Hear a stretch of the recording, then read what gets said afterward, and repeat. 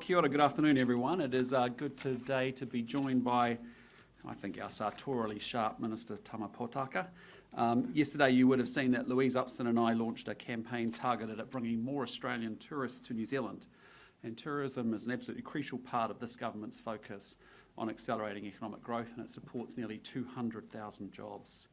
Yesterday's announcement is part of our tourism boost funded from our international visitor levy. But crucially, it is joined by a campaign of significant investment from the private sector, offering enticing deals to our friends across the ditch. And we are on the right track. While we have a way to go to get back to pre-COVID levels, international visitor numbers to December showed a 12% increase compared to 2023. Australia led the increase of arrivals with 10% more, or 127,000 more visitors year on year. And overall, we had 357,000 more visitors, leading to a total of 3.3 million tourists to New Zealand. Now, further to yesterday's announcement, today we're announcing another boost to tourism from the International Visitor Levy, this time on the unique experience visitors have on our conservation land. New Zealand's breathtaking beauty is sought after by our visitors from all over the world, and we must protect the integrity of that experience while also conserving the pristine environment. When tourists get off the ferry from Rangitoto and they head over to the viaduct, or they head into Twizel after experiencing the grandeur of Aoraki Mount Cook, they will be spending their money at local businesses helping everyday Kiwis.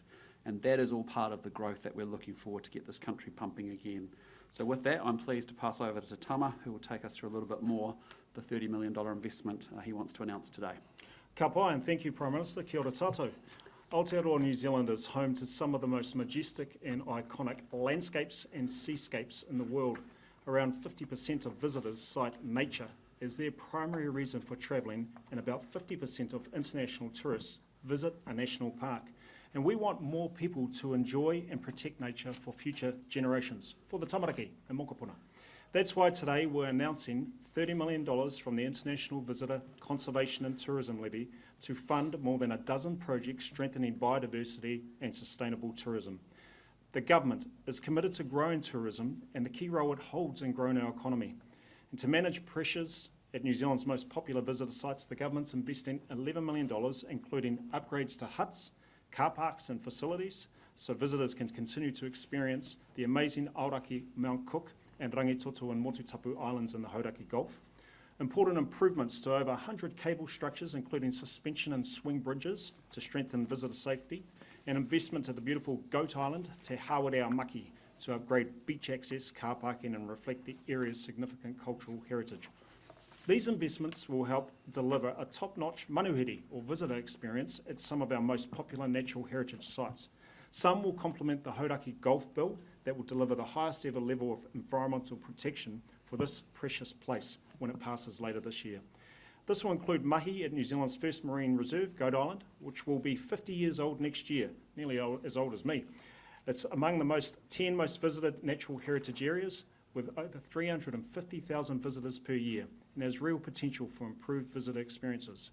The tautoko and support announced today will also bring greater economic growth into the surrounding areas. Think about the coffee shops in Lee or the Matakana Village pub, for example. Tourism brings money into these areas and creates jobs and lifts outcomes. We're also investing $19 million to protect biodiversity by reducing the spread of predators and invasive plant species, weeds. Investments include stopping the spread of wallabies in places like the Rotorua Lakes in Canterbury, and managing deer and goat populations in national parks and popular visitor areas to allow nature to thrive.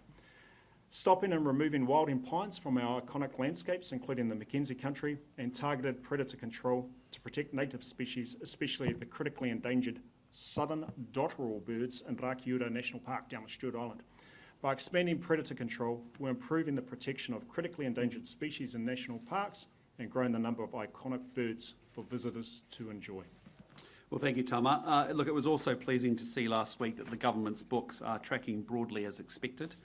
Some indicators are in slightly better shape than forecast at the Haifu. Treasury's interim financial statements show a $400 million improvement in the government's headline operating balance indicator compared to what was forecast. Net core Crown debt is $700 million lower than forecast.